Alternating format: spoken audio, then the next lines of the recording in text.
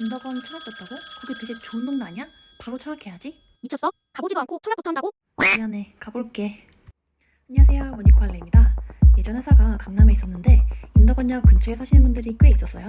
또 과천 부근에 업무차 방문한 적이 있는데 되게 살기 좋아 보인다는 인상을 받았어요. 그래서 이번 기회에 한번 방문을 해보았고요. 전 예전부터 인덕원이 무슨 뜻인지 되게 궁금하더라고요. 그래서 찾아보니 조선시대 숙박시설을 부르는 말이더라고요.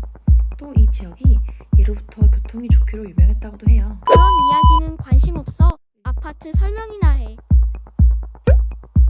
자, 이제 인덕원 펄스비의 위치부터 보실 텐데요.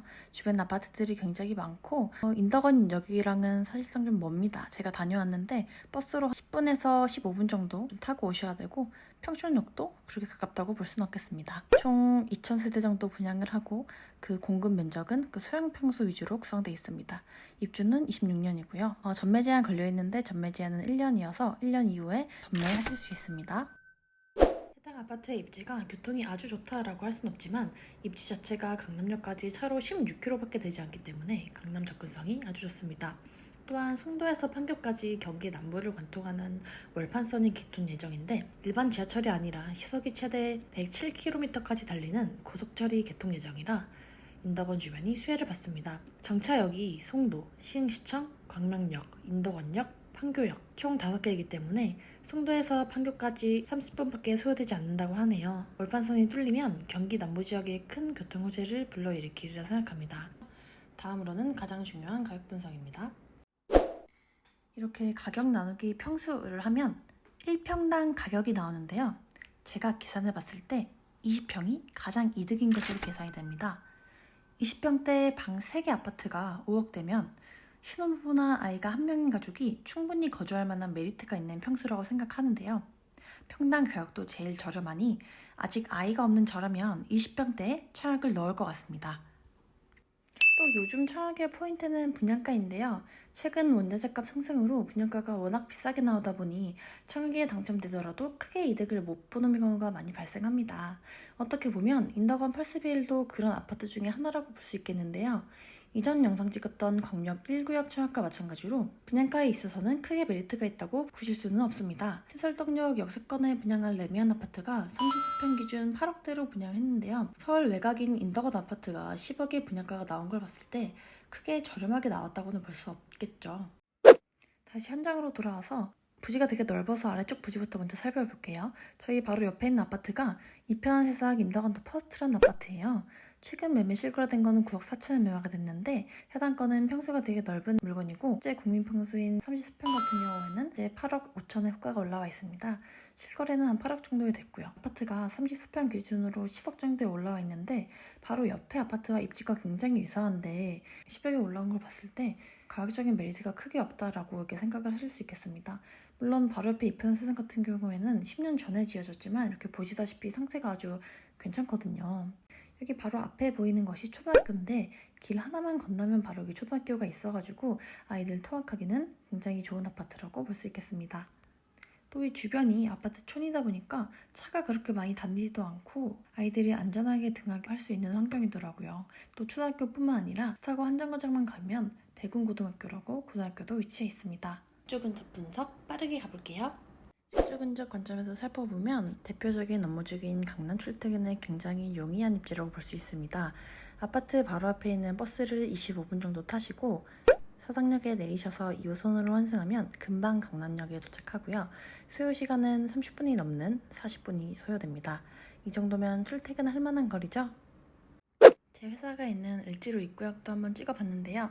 버스 타고 1시간 10분 정도 걸리고 33분 정도 지하철만 타고 가면 되는데 지하철역까지 걸어서 23분이나 소요됩니다. 걸어서 다니기에는 무리가 있는 거리였고 버스 타고 이동 시 10분에서 15분 정도 소요됩니다. 지하철만 탄다면 30-40분 정도 을지로 업무주유까지 소요됩니다. 강남보다 멀지만 다닐만한 거리죠? 다시 현장으로 돌아와 실제 거주민에게 들었던 인덕원 썰을 풀어보겠습니다. 강남에 있는 회사 다닐 때 그 인덕원 사시는 분들이 꽤 계셨다고 했잖아요. 그분들이 하시는 말씀을 돌이켜 생각해보면 인덕원이 애들 키우기도 좋고 조용하게 살기 좋다는 말씀을 종종 하셨던 걸로 기억해요. 해당 아파트가 아이들 키우기 좋은 아파트라고 생각이 드는 게 바로 앞에 초등학교가 위치해 있기도 하고 제가 버스를 기다리면서 가만히 지나간 차들을 보니까 학원 버스가 굉장히 많이 지나다니더라고요.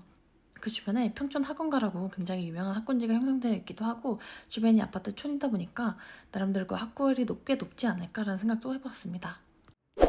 자, 다시 지도로 돌아와서 전체적인 입지 및 호재 설명해드릴게요.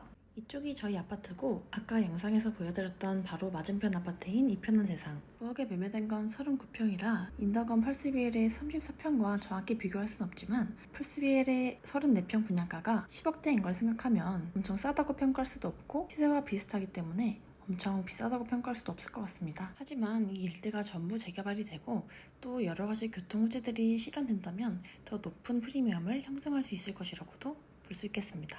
TV를 다 둘러보고 인덕원역까지 가는 버스에서 자이 SK뷰 공사 현장도 지나쳤는데요.